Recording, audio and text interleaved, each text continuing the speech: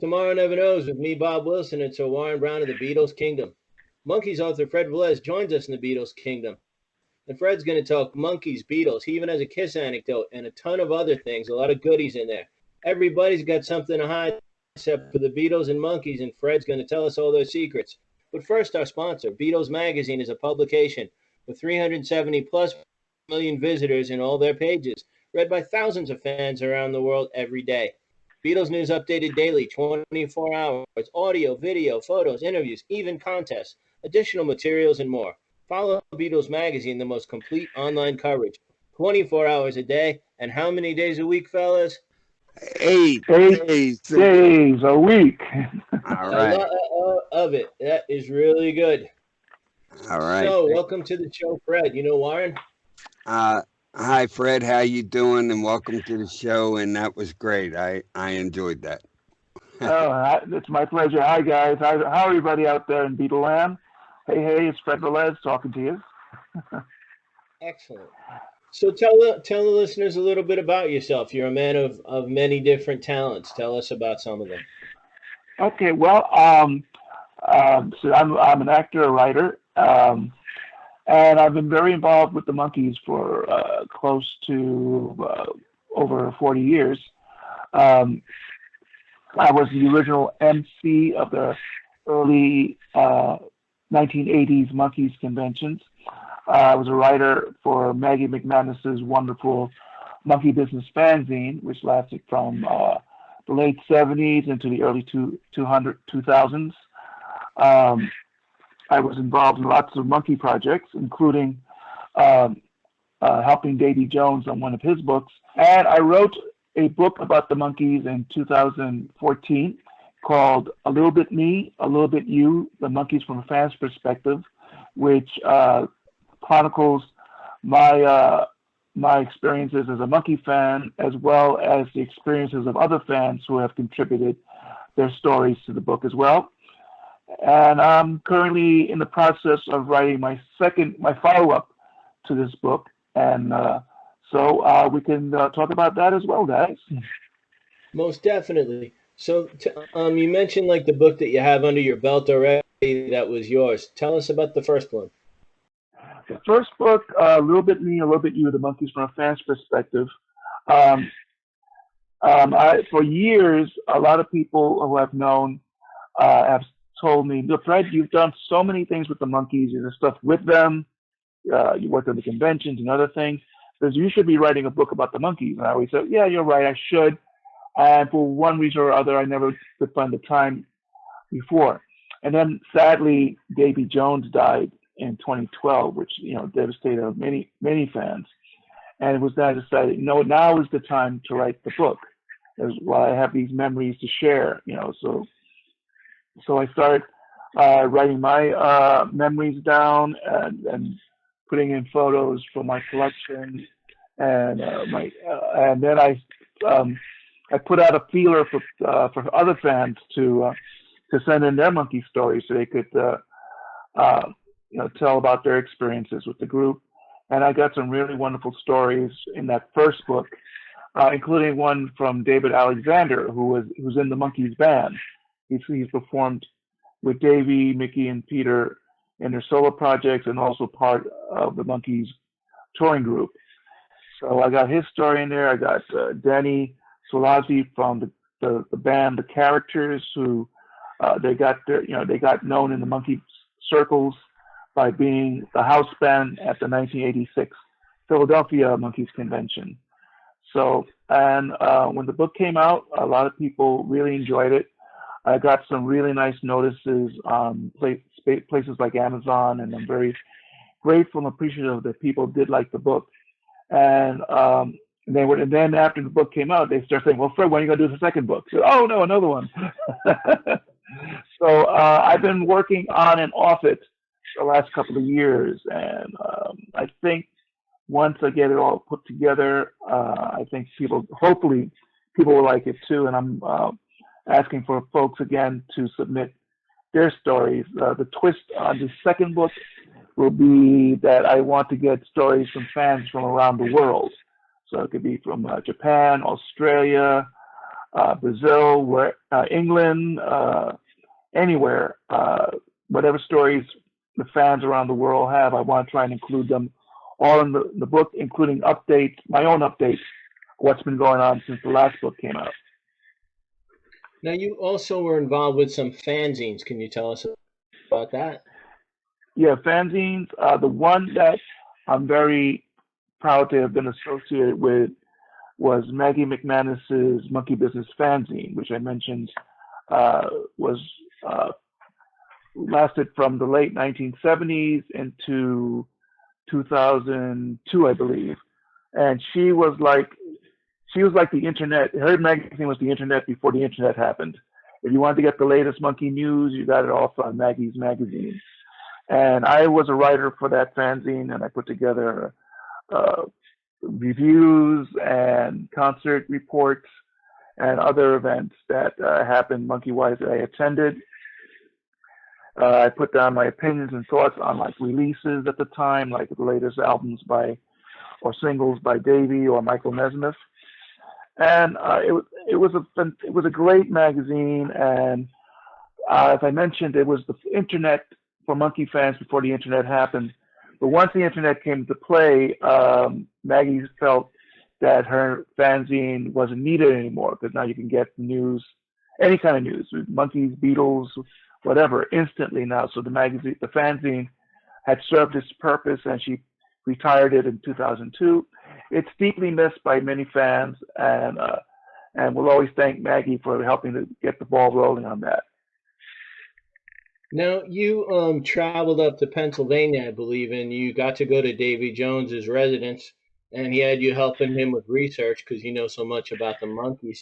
What was it like going up there to work with Davy and to see his home, and what memories do you have of that? Oh, I have great memories of that. What it was is that this is around 1992, 94, something like that, that I was in a dead-end job, and I wanted to do something else. And I knew, well, I know all these people. I know the Monkees. I know Davey. I know Peter.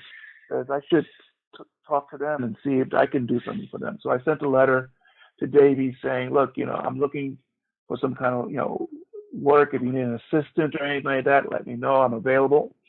And I mailed it off and said, well, if he answers it, he answers. If he doesn't, he doesn't. So anyway, about a week after I sent the letter, I was in another other room watching television. And I heard my phone in my bedroom. So by the time I got to it, the answering machine had picked it up. So I played the message back, and the thing I hear is, "Hello, Fred. This is Davy Jones talking." And then and I'm going, "Oh no, he read the letter."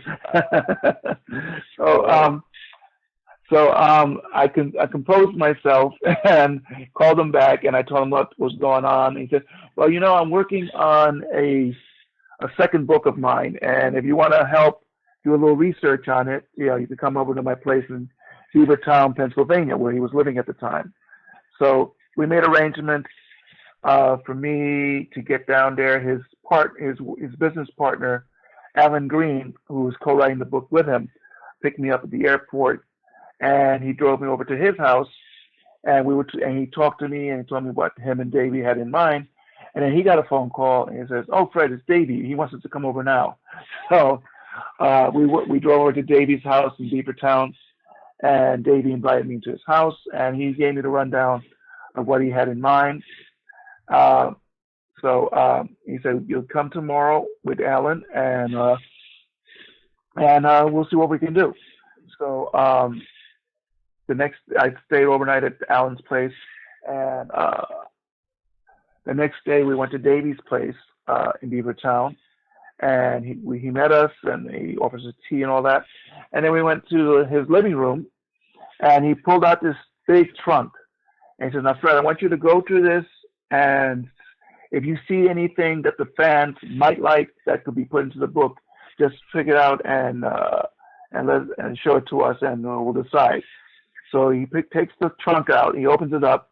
I look inside, and I swear I felt like I had died and went to monkey heaven because it was full of his photos, his personal photos, his personal memorabilia, press books, monkey photos, rare stuff I've never seen before.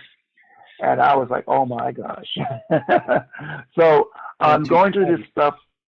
I know, it was amazing. And I went through the stuff and I picked out photos like the wardrobe photos of the Monkees getting costumes approved for the movie Head and stuff like that. And photos of Davy with people like Barry Manilow, Pete Townsend of The Who, things like that. And I pulled out the ones and I said, okay, guys, these photos need to be in the book. And I pulled out the ones I thought were the best ones.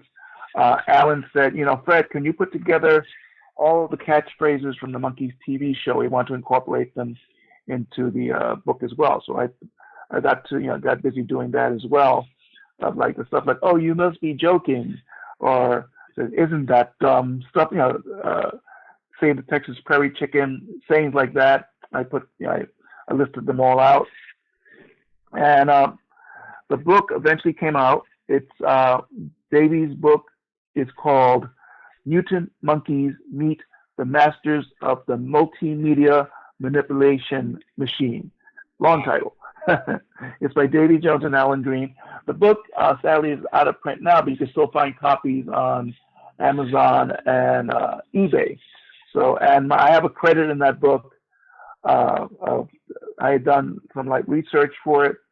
So, if you can find you can still find the book. So anybody who's out there finds Davy's book, the first two words are Mutant Monkees. That should be a good hint, and you'll find my name in the credits. That's awesome. What a thrill. And what was Davy's house like? Very nice. It's like he had it. It was like one of these little English cottages back in Manchester, England, where he lived and grew up, and I could see why he loved the house, because it looked like one of those old little houses in England. And he had a little horse farm up there because he raised horses. He raised rescue horses. And I've heard stories of him going into picking up his mail in Beavertown, riding on one of his horses to the post office. Whoa. And he had a nice little kitchen and everything, very nice. Now the thing is, the day that I was working, going to the trunk and everything, he was doing a band rehearsal because he was going to be going on tour soon. And so his band showed up at the house and started going through some numbers. So I had the experience of I had the amazing experience of getting a personal concert by Davy Jones. Wow. That must have been in his house, and you got a personal concert. In his house, and I was the only, me and Alan and someone else were the only audience. Wow. And you got to go through his trunk. Not too shabby. Yeah. I know. I didn't take anything with me because all that stuff was going to be in the book anyway, so there was no point. I wouldn't do it anyway. It could only be better if you got to take the horse down to pick up his mail. That's true. I think the horse would probably be riding me. So he wanted to be, he wanted to be a jockey and stuff like that. I know you probably know that inside out. I only know a little about it. Could you mention that? Yeah, he trained as a jockey back in England. And eventually, when he got his own stable of horses, he did win a race in England with his horse Big Pass. So he had the pleasure of actually riding a winner later in his life. In case I'm ever on Jeopardy, what was the name of the horse again? Because I'm going to forget, and then I'll be on Jeopardy and I'll lose all my money. I'm going to look that up and also put it in here. The name of the horse was Big Pass, Digpast. Wow. I got to remember that in case Alex Trebek ever asks me. Yeah.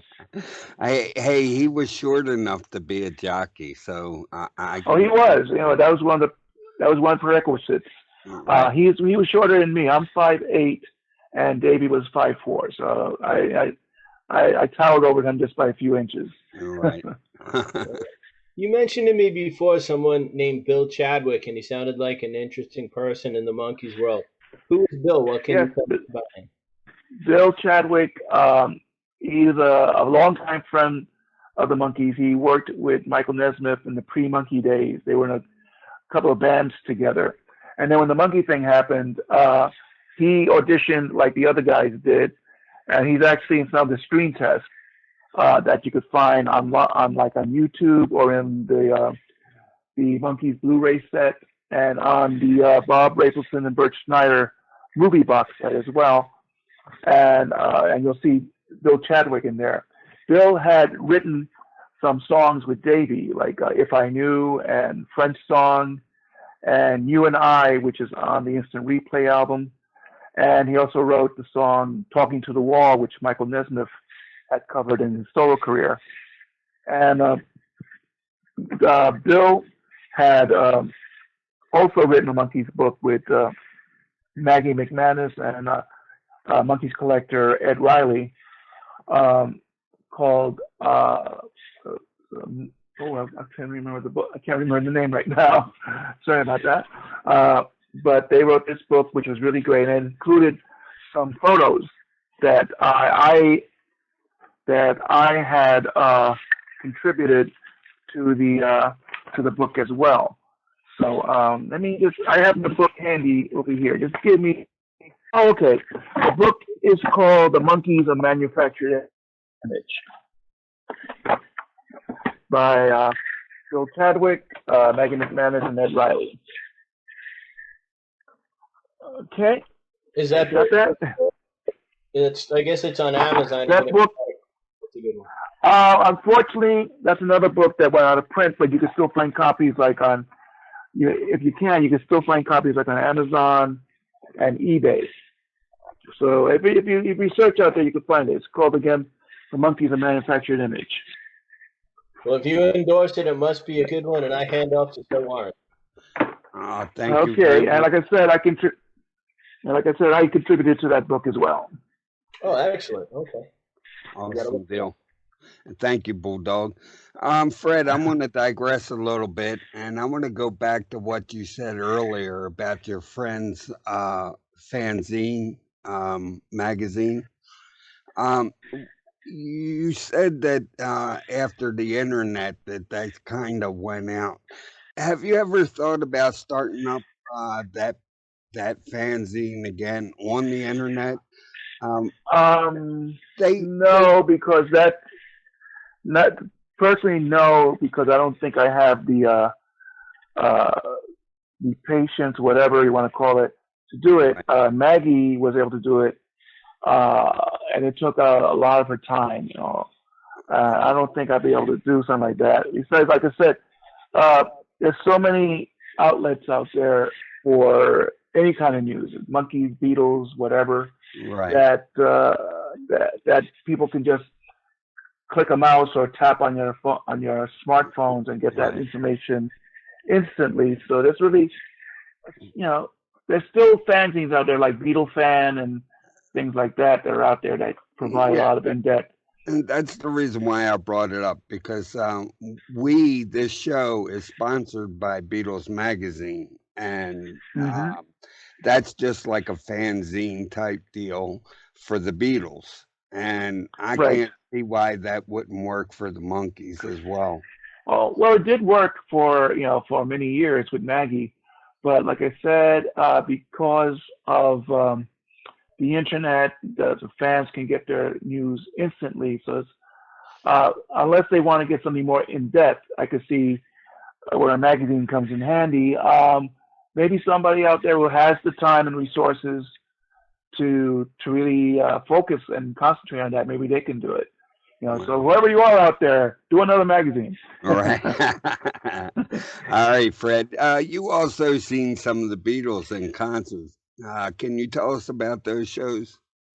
Yes, I can. The very first Beatle I saw in concert was George Harrison, 1974. Wow.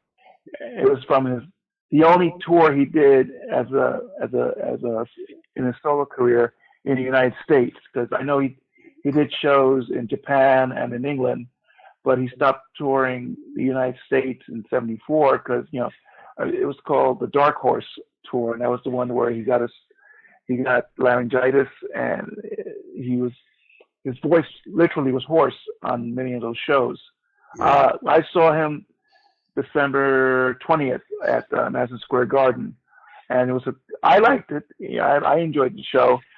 You could tell there was a little bit of roughness in his voice, but he got through it. He had Billy Preston on that tour and Ravi Shankar, and it was a wonderful show, and it was my first time seeing a Beatle in person in concert, and the fact that it was George Harrison made it special.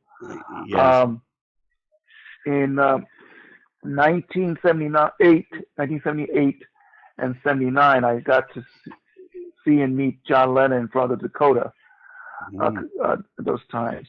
The second time, I wanted to get him to sign my copy of his book in his own right. And so I waited outside the Dakota until he or Yoko showed up, and I saw them riding a horse-drawn Hansom cab to the entrance of the Dakota, and I raced to the entrance, and when we came out, I nervously held out the book and said, "Mr. Lennon, would you mind signing this?" And he looked at me nicely, and he said, "Oh, I'm sorry, I don't give autographs." I said, "Okay, I wasn't going to push it. Right. I wasn't going to push it because, I knew that John could be nice, but he'd also be, he could also turn on a dime. So I didn't want to press my luck. And I thought, I'll try another time. Sadly, that other time never came. But at least I have. And that surprises me because John was nice enough to do a lot of autographs from people that just popped up in front of the Dakota.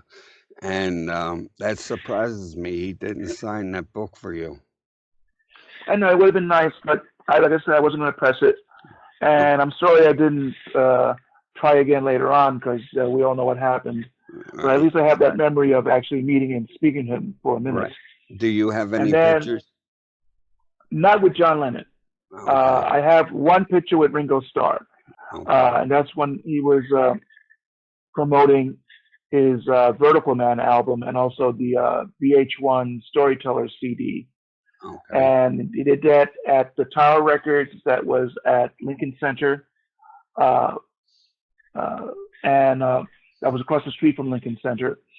And I was nervous as anything, because, can you imagine going to actually meet and talk to a Beatle, Right. But Ringo was so nice.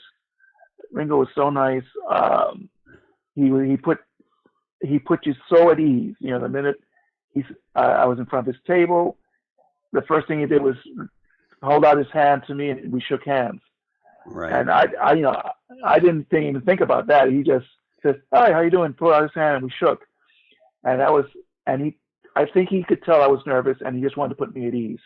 Right. And it was so nice. And a friend of mine had been videotaping the whole album signing, and he got footage of me shaking hands with Ringo. So I have that photo, and I sent this to you guys. So it's the back of my head, but it's me with Ringo, and that's another memory I'll always treasure. Right. And then I met Paul in 1986 when he was promoting the Press to Play album, and someone I knew told me that Paul was in town and that he was at this studio recording an interview. So he told me what the studio was, and I said, I got to bring something to autograph. I got to bring an autograph. And I had a copy of the Rolling Stone that had just come out that week that had his picture on the cover. And I also brought along my copy of the Give My Regards to Broad Street movie book, which has all these great photos from the movie. Mm-hmm. So I took that along. And the Rolling Stone I was going to get autographed for a friend of mine as a gift. And the Broad Street book I wanted to get autographed for myself. So as soon as I got there, maybe like 20 minutes later, Paul and Linda come out. And they said there was only a small group of fans, so they felt okay to say hello and take photos and sign autographs. And as Paul was signing my book, I said, "Hi, Paul." I said, "Oh, hi, it's nice to meet you." And then I see Linda, and I ask her, "Would you mind signing too, Linda?" And she's looking to me and said, "Oh, of course I will." She was very happy and surprised that someone noticed her, I think. And I asked her, "How are the children?" And said, "Oh, they're fine. Thank you for asking. I really appreciate that." And then they, after a while, they signed everybody's autograph. and they went to their limousine, and I could just see their images on the just through the glass, the frosted glass of the windows, and I think Paul saw me looking at him. I was just smiling, and he just opens the window and just sticks his thumbs out into the wings, thumbs up. He says, "It's nice seeing everybody. Bye bye." And that was such a nice thing to happen. And then on the way home, it's all of a sudden it struck me. I just met Paul McCartney, and I'm looking at the autographs to see if they were real. Right.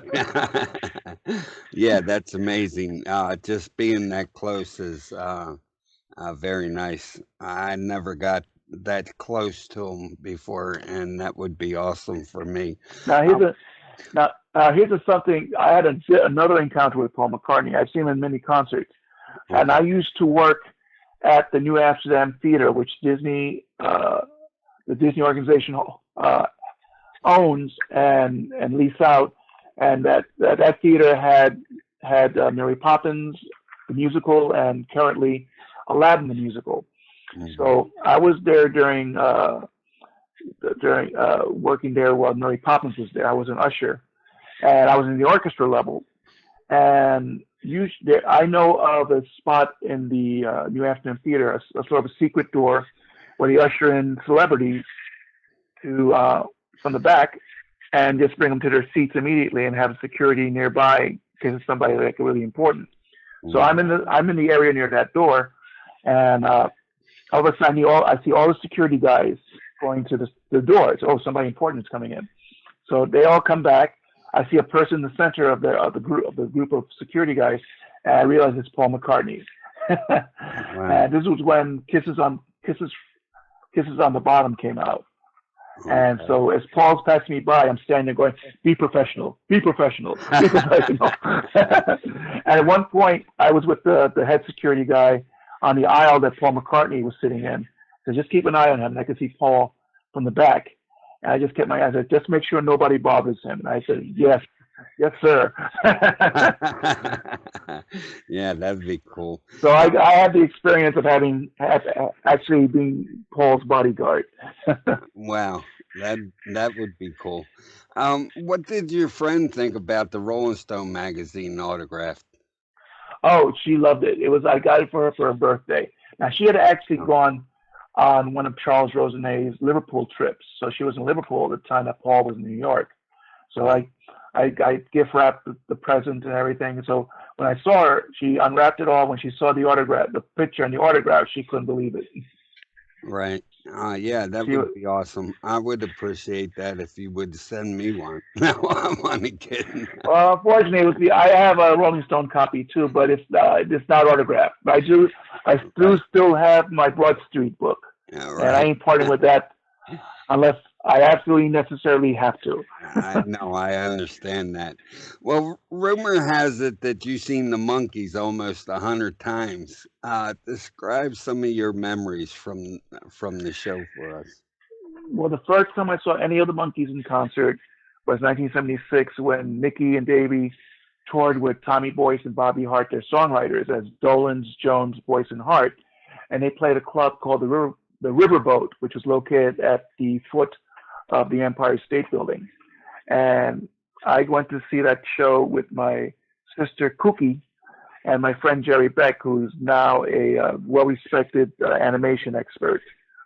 He's written many books on animation, and we all went and we had a fantastic time. It was the first time I ever saw them in concert, any of the Monkees in concert. And after the show, I got Mickey to sign my picture sleeve of the "Oh My My" single that the Monkees put out in 1970. So that was my first experience seeing them. The next time I saw them was in 1977 at the same location, the Riverboat, with Mickey's sister Coco and also the band The Laughing Dogs. And they played the Riverboat also, and we got to see two shows there, and they were again very good. It was that same tour in 1977 that Peter Tork showed up at one of the concerts in Hollywood. And the year before, he showed up at one of the Dolan Jones Voice and Heart tours when they played Disneyland in July of 1976. So I have photos from those shows. I wasn't at those shows, but I have photos from them. Later in the 1980, I finally got to see Peter Tork in concert. He was making a comeback, and he was doing clubs and stuff like that. He had played CBGB's in 1977, and I almost went to that show, but CBGB's reputation of being really skeezy and all that kind of stuff kind of scared me off. But from friends who had attended that show, they said it wasn't that bad. The club itself is, well, you've heard the stories, so I don't even have to say it. But the show itself was great. Is that when James Lee Stanley was playing with him? No, James Lee Stanley joined up with Peter Tork like in the 1990s. Okay. I think, well, from the interview you just did with him in the last podcast, he explained how they got together and all that. Right. And they had done several records together, a couple of live albums. So, and I'm glad I have one of those albums too. That's a nice memory of Peter, who sadly lost last year.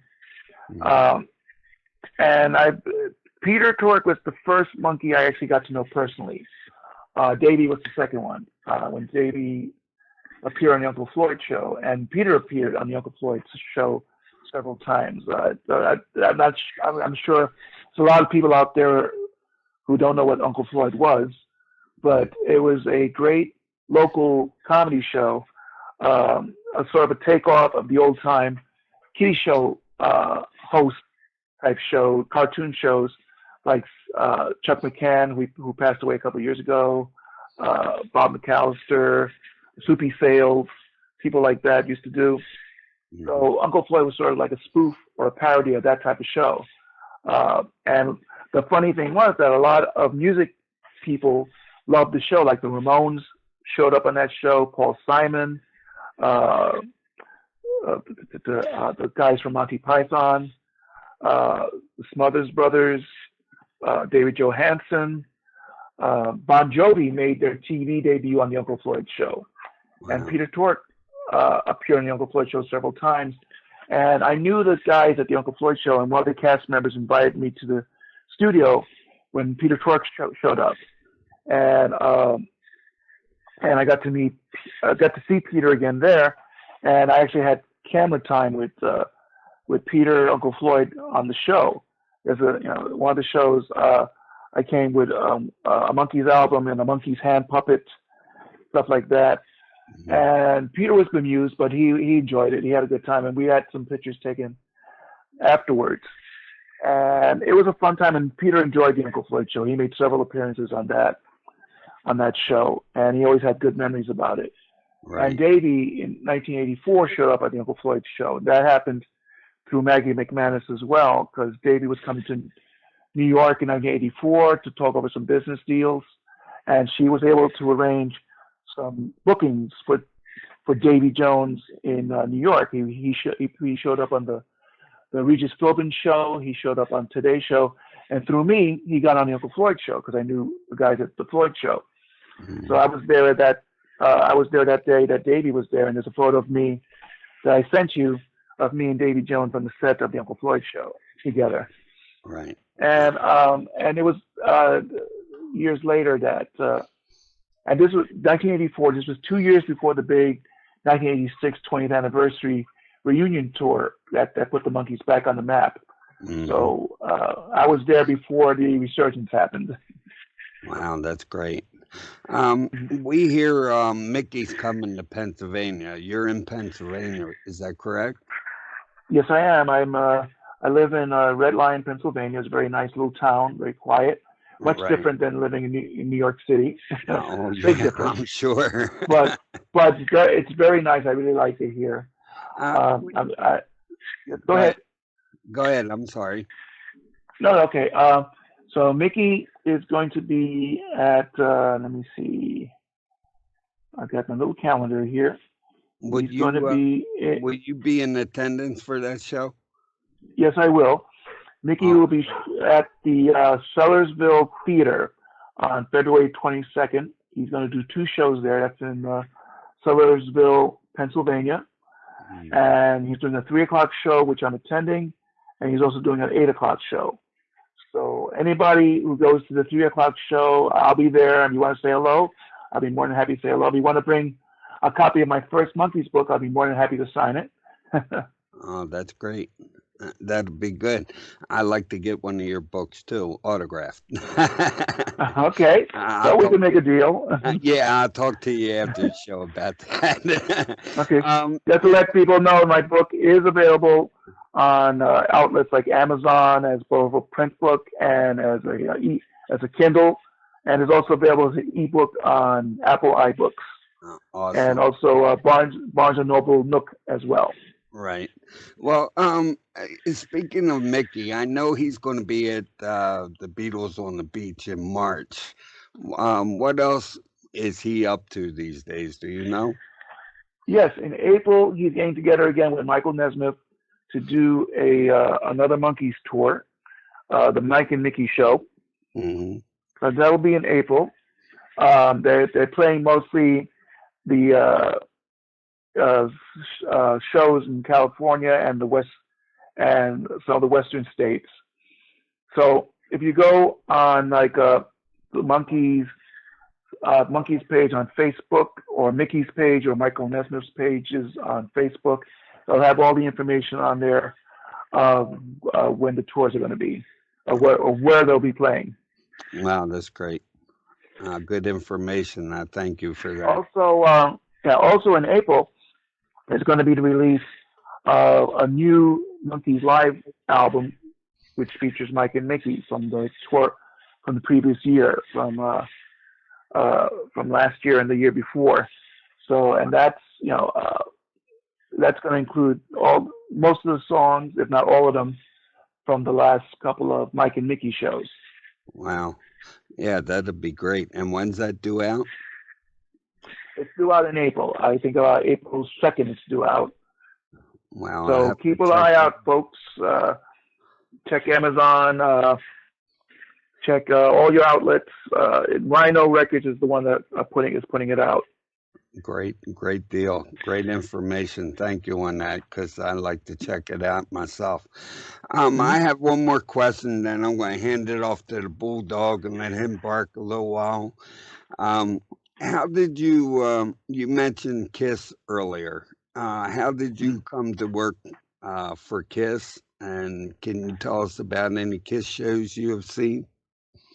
Well, I did see KISS in 1978, I believe, when they played at the Madison Square Garden, and it was with Peter Criss on drums. I thought it was a very good show. It was, a lot of excitement, a lot of noise, a lot of fire, a lot of blood. Yeah. That was fun. Then the second time I saw them was a couple of years later, when it was after Peter Criss had left the band and Eric Carr had just joined KISS as the new drummer, and they played the Palladium Theater in New York City, and it was the first KISS show with Eric Carr on drums, and he was made up as the fox on that one, as opposed to Peter Criss as the cat. Right. And that was a good show too, and that's the one where I saw Gene Simmons being lifted up and floating around the speakers on wires and everything. Yes. And it was just a different experience because the Palladium was a smaller space than the Madison Square Garden. Right. And to be that much closer to the fire was an interesting experience, to say the least. Mm-hmm. Well, I'm a big KISS fan myself, and I've seen them about 10 times here in Maryland. Oh, cool. Where I'm from at the Capitol Center. And I also seen the show that you've seen with Gene being lifted up on wires and all that. I've seen that one, and I was there for that one. That was a great show. Like I said, I'm a KISS fan, and I've been to many of them. I've been to a couple with my little brother. My little brother's a big KISS fan. Oh, cool. So it's... But anyway, like I mentioned, I think we mentioned it, that I did work for KISS once. Yeah, that's what I was getting to. Go ahead. Right. What happened was that I was going to college and looking for extra money, so I signed up with a temp agency as an office clerk. And one of the first assignments I got was at this office, and they told me, oh, by the way, it's for the group Kiss. I said, what? Yeah. It was it was an office they had in New York City, off Lexington Avenue. I don't know if they have the same office anymore. They moved it, whatever. So they're all looking for kids. Yeah. It was like around 1983, 84. And when I went there, I reported to the office manager, and she told me what my duties were going to be. It was the typing, some light typing of invoices, some photocopying, stuff like that. And as I'm going around, I see posters of Kiss all over the place. Right. So while I'm there, all of a sudden I see these two tall gentlemen with jet black hair, and it's Gene Simmons and Paul Stanley, only without their makeup. You know, I was like one of the first fans from around that time to see them without their makeup, and it was an interesting experience. So anyway, the secretaries had given me some invoices to type up, and I was typing down the information. When all of a sudden, and I was concentrating on what I was doing, and all of a sudden I felt like somebody was looking at me, and I glanced up and I see it's Gene Simmons, and he's looking at me very intently. Says, "What's that? Who's that guy? Who's that guy over there? I didn't see him before." And I'm trying to type with Gene Simmons staring at me. Yeah. Oh, that would have been great. You said you were one of the first fans to see him without makeup. Did you actually recognize and know who they were when you seen them? Oh, there was,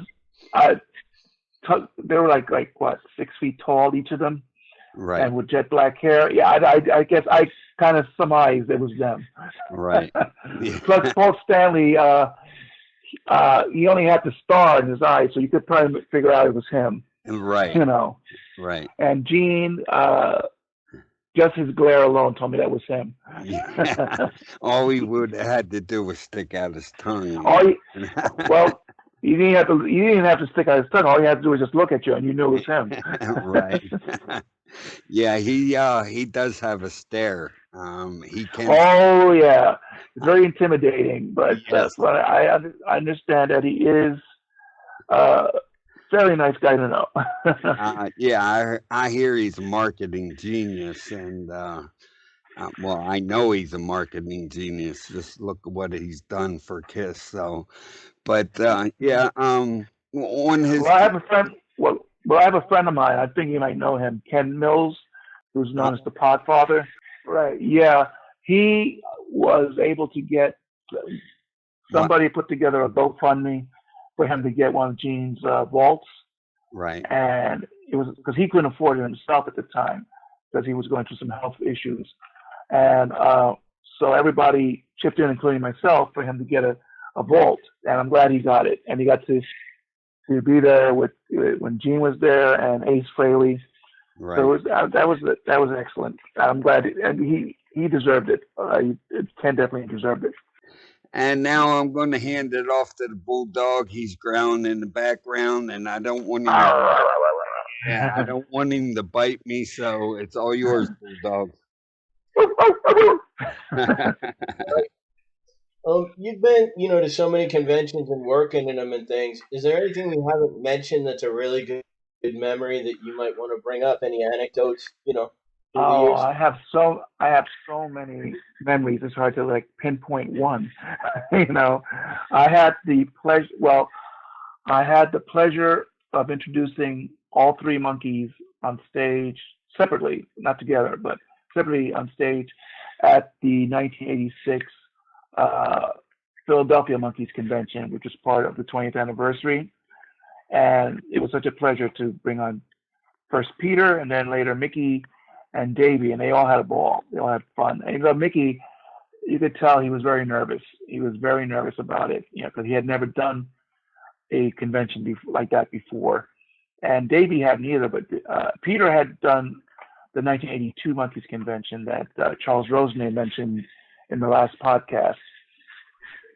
And so it was just a fantastic time to be there. Other times, at the convention, the Beatle convention that Charles did in 1995, about the time the Beatles anthology came out, he had Davy Jones as a special guest, and I was the one who interviewed Davy on stage. And what happened prior to the interview was very funny, in that Charles, when it was time for Davy to come to get Davy, Charles assigned me to go to his hotel room and get him and escort him down to the stage. So he told me, take him back through the back way. Don't take him to the front, take him through the back way so that we could get him in without anybody bothering him. So I go up to his hotel room. I knock and say, Davy, it's Fred. Said, okay, I was getting ready. He was changing his pants, and he was putting on his pants when I walked in. Oh, that's the situation any female Monkees fan would have loved to have been at. I know for certain. So anyway, I take Davy down the elevator. We go to the backstage area, and then I realized, oh, I'm not really sure where I am. I was a little lost. So we're cutting through one of the screening rooms where they're showing a Beatles videos, and me and Davy are passing by, and the people see him, and I look at them and says, "You didn't see him." And then we get to the backstage close to the ballroom I was supposed to take him to, but I still wasn't sure. And he says, "Fred, what's going on? Where are we going?" I said, "Davy, wait right here. I'm going to scout ahead and make sure I could find the right spot." I finally found where we're supposed to be. I went by, got Davy, was talking to a couple of fans who had followed us. And then I got him backstage, and then we got him on the stage, and we did the interview together. And Davy says, "I'm glad I'm here. Fred was taking me all over the place. I didn't know where we were going." And then later that night, Davy did a little concert where he did some Beatles songs, which was so much fun. And he included some Beatles songs in his set, along with Monkee songs and even a Mike Nesmith song. So that was a memorable moment right there. Now, perhaps the best Monkee memory I have regarding the conventions was when we did the 1989 Monkees convention in Hollywood, the day before the Monkees were to get their star on the Hollywood Walk of Fame. And we went. They first did a concert at the Universal Amphitheater, and it was going to be all four Monkees. It was the first time that Mike had done a fully rehearsed concert with them. He did appear with them in '86 for a couple of songs, but he did a full set with them at the '89 Universal Amphitheater show, and it was the first. It fulfilled a dream for me, because I had never seen all four Monkees in concert back in the '60s. I got to see the individual Monkees in concert, including Mike Nesmith, but to have seen all four of them for the first time on the stage was absolutely amazing. The place exploded. It was, I couldn't even describe the noise the fans were making. It was absolutely amazing. When you're done with that anecdote, I just wanted to ask something about Mike Nesmith, but I apologize for interrupting. I thought you concluded. Please continue. Okay, sure. Anyway, the next day we had was the day of the Walk of Fame ceremony, where they were going to get their star on the Hollywood Walk of Fame, and they were going to have the star was going to be placed in front of the Vogue Theater in Hollywood, which is where their movie Head had premiered in 1968, the Monkees movie Head. So I was assigned by Helen Pantuso, who helped to arrange the star ceremony, to be at the Vogue, bring a bunch of fans, but be at the Vogue and be part of the security detail for the Monkees when I got there. So I'm inside the theater, and the Monkees were just finishing up. All four Monkees were just finishing up a press conference, and I went inside the theater. Helen said it was okay for me to go inside and say hello to the guys. So I go in there, and Peter Tork is the first one to see me. He says, "Fred, hi, it's good to see you." And Davy said hello, and then Peter Tork introduced me to Mike. He's saying, "Have you met Mike?" He says, "I have, but not that often," because The last time I saw them, I actually saw them together. Yes, again, all these memories congeal with each other. I had been at the taping of the 1986 MTV Christmas video with the Monkees, and it was with all four of them, where Mike was dressed up as Santa Claus. And at the end of the video, it's revealed that Santa Claus is actually Mike Nesmith. So I was there for that. And I actually got them all to sign my copy of the Monkey Business Fanzine. And I have that, and that's one of my treasured possessions in my Monkees collection. So anyway, going back to the Vogue Theater. Peter introduced me to Mike, and we got to talking. He says, you know, I met Fred at the Uncle Floyd show. There was this crazy show that you would have loved. And Mike said, really? And so we're all talking, and there's the photographer whose name is Mike Bush, who was like sort of the official monkey photographer on this tour. And I knew him also, and he was taking photos of the Monkees. And then he says, Fred, excuse me, Fred. I said, yes, Mike.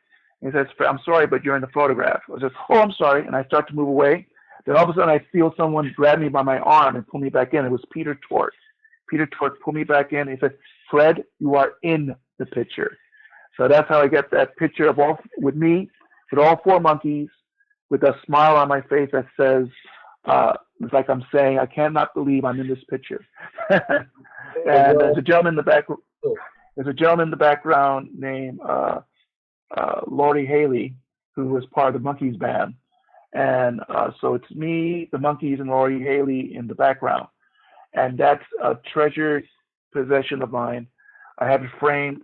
And I eventually got Mike, Mickey, and Peter to sign it. Unfortunately, I never got the chance to get Davy to sign it. And after he passed away, I was really, devastated. But I did get Davy's daughters, all four of his daughters, Talia, Sarah, Jessica, and Annabelle, to sign it for me in place of her father. So that's a treasured possession in my collection as well. And the picture of me with all four Monkees graces the cover of my first Monkees book. Wow. Well, that's great. Just one thing I was wondering about, like, I got to see the Monkees. It was Peter and Mickey at Westbury Music Fair. But why is it that Mike Nesmith was so picky and choosy about which times he appeared? Like, it seemed like sometimes if he came, it would have brought all four of them back. Aside from maybe being shy about touring, I don't know. What was it that kept him out of some of those things? Well, the thing is, you got to remember that Michael Nesmith at that time in the 80s was one of the pioneer innovators of music video. He's the very first music artist to win a Grammy Award for music video for his long form video Elephant Parts. And he was busy with videos. He was busy making films. He was busy doing writing. He wasn't doing that much music at the time, except for the music that was in the videos. And so when the offer came in 1986 for the Monkees tour, at first he said yes because he thought the tour was going to be a short tour, about a month long. But then there was so much ticket demand that the tour got extended and extended and extended with more months, more shows added. And because he was running a business, he couldn't get the time that he hoped to allot to allocate for the tour. So he had to pull out. But he said, maybe I'll join you guys for a couple of shows. And he did show up with them in September of '86 at the Greek Theater, which is a memorable concert that was captured on video by MTV. All four Monkees together on stage again since 1968. And then he did the 1986 Monkees Christmas video, which, like I said, I was at the taping for. And then he was there for the 1989 concert at the Universal Amphitheater the day before they were to get their star on the Hollywood Walk of Fame. Now, Michael Nesmith is an innovative video artist and businessman. So I could see that I could see his side of it, and that the business kept him away from joining in on many of the tours. You just couldn't. When you have a business to run, you just can't pull yourself away and say, well, I'm going to play a concert now. You just can't do that, when you're an executive.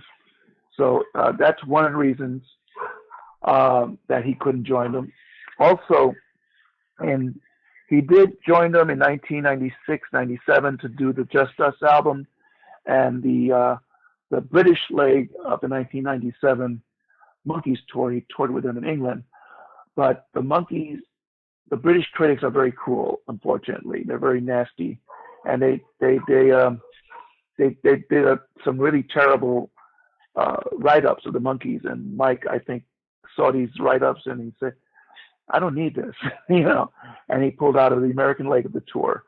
I got other things to do, basically. He did do some solo tours and all that, but he didn't join the Monkees again until 2012. Now, a lot of people say, well, he only joined the Monkees again because Davy had died, and that's not the case. That's not true. When the Monkees were touring in 2011, Mickey, Davy, and Peter, Mike was going through some major health problems. He had major cataract eye problems, and for a while he was legally blind. So even if he wanted to join him on that tour, he physically could not do it. He was just not in good health to do that tour.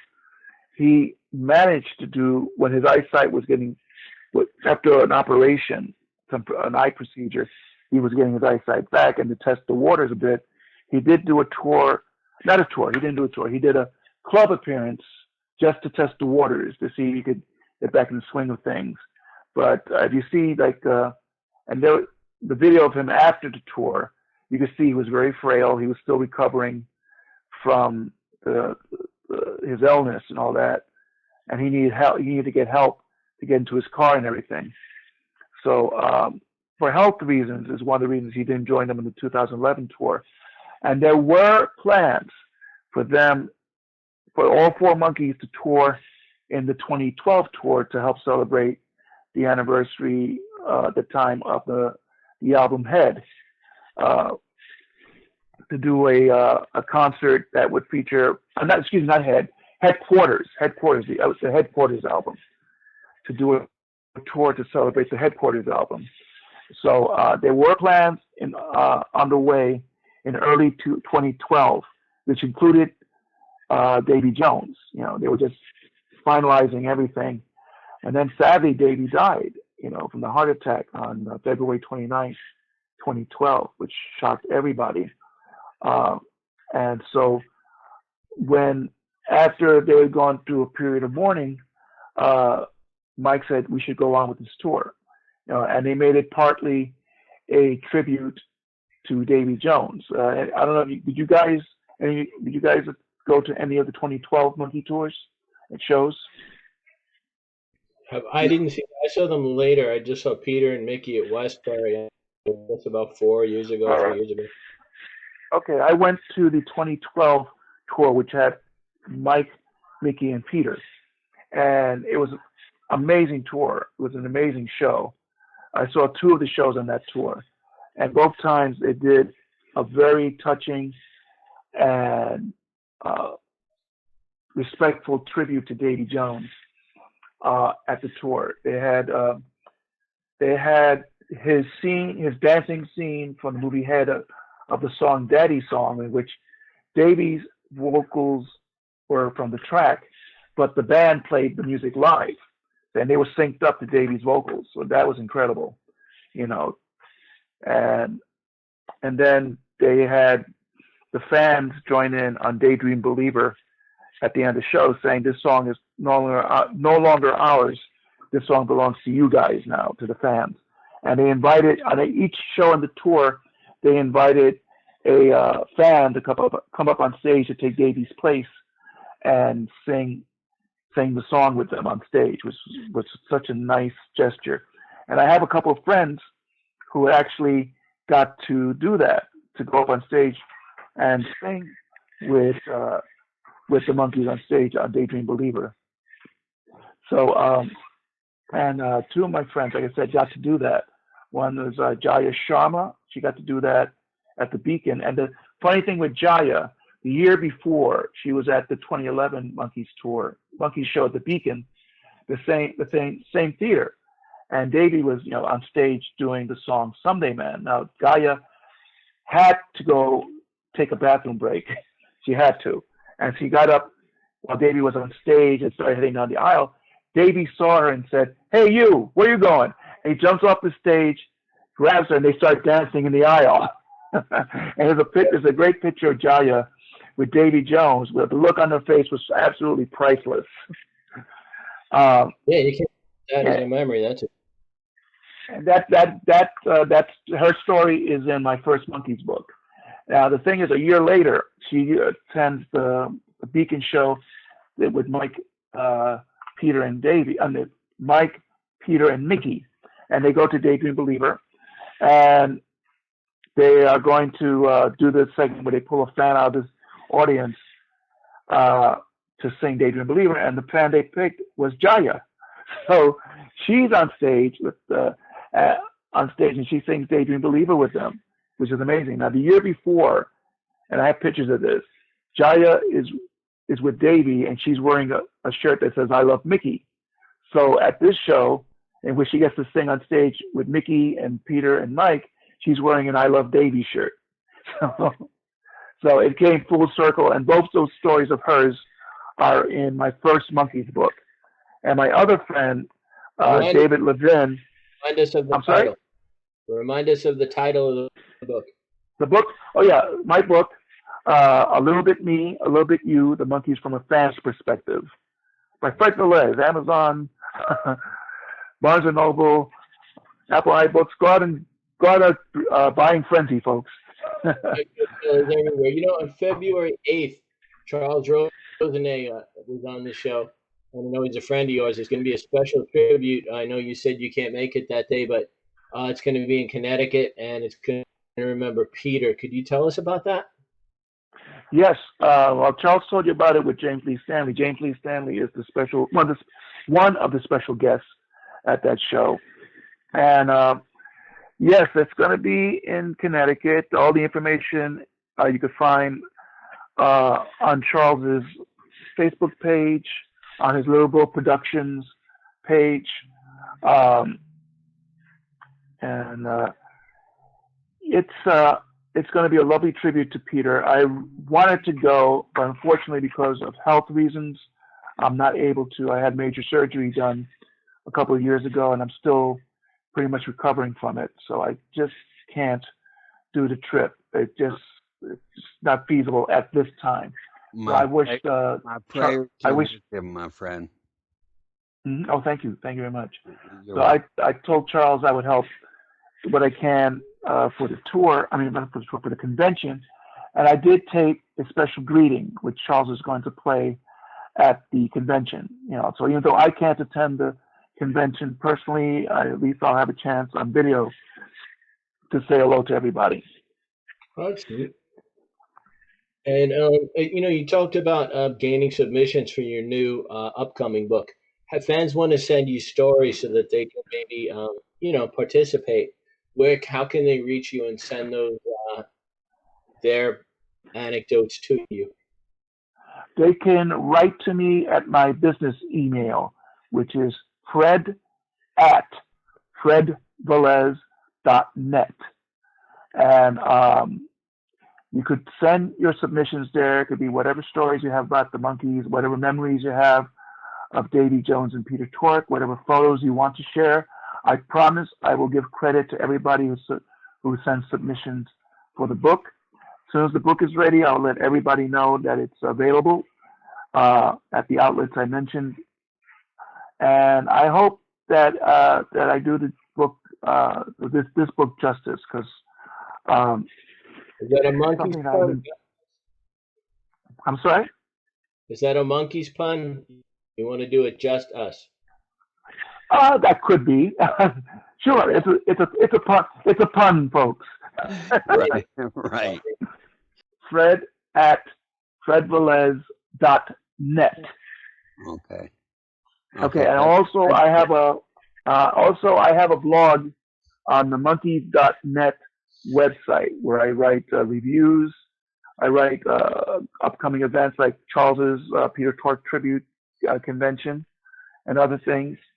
So that's the Monkees.net, and you can look me up on the blog section, and it's also on the news feed, so you can see like the latest what latest monkey news up to that point. It's not just me. It's another, because this website was put together by Brad Waddell. It's been around for many years, like one of the earliest fan websites, and I'm one of the writers on that website with my blog. There's some other writers there, and I try to put in latest events of the Monkees there when I can. There are other good websites I could recommend, like the Monkees Live Almanac is another good one you can look up online. That gives you the latest monkey news as well.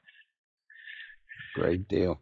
And can I mention my friend Mike Lavaglio, who has a page, The Beatles and Monkees Scrapbook, and I believe it was he and my friend Tommy Mohan who, when I asked for some advice on when Charles Rosenet was coming on, they recommended that I talk to you, and they spoke highly of you. So we remember Mike Lavaglio and his Beatles and Monkees Scrapbook, and my friend Tom Mohan, who also recommended you.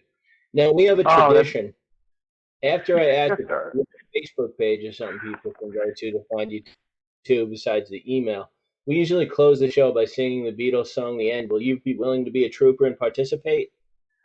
Certainly. All right. Let me get my... You have singing chops and your singing chops, so we need you.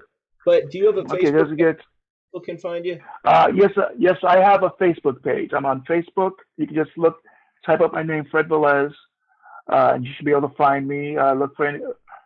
I'm on my profile page. You'll see me with my lovely wife Linda together, and also I have pictures of the Monkees there.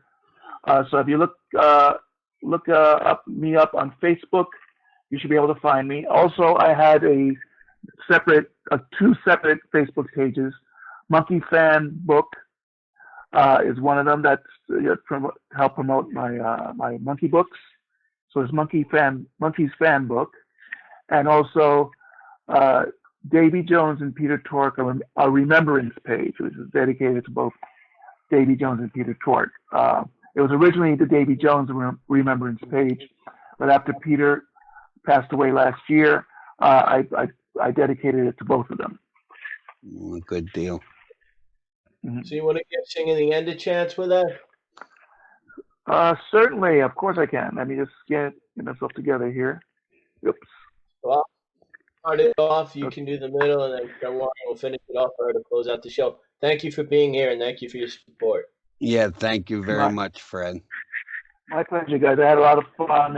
I had a good time, and again, I hope folks will be able to go to Charles's convention in Connecticut on February 8th, and also that you please, if you want to submit your monkey fan stories for my upcoming second book. Again, you could email me at my business email, fred@fredvelez.net. All right, guys. So I'll start it off. Fred will do the middle, and Mark will finish it up, and then we'll say goodnight. You ready? Ready. I'm ready. And in the end, the love you take is equal to the love you make. There you go. Her Majesty's a pretty nice girl, but she doesn't have a lot to say.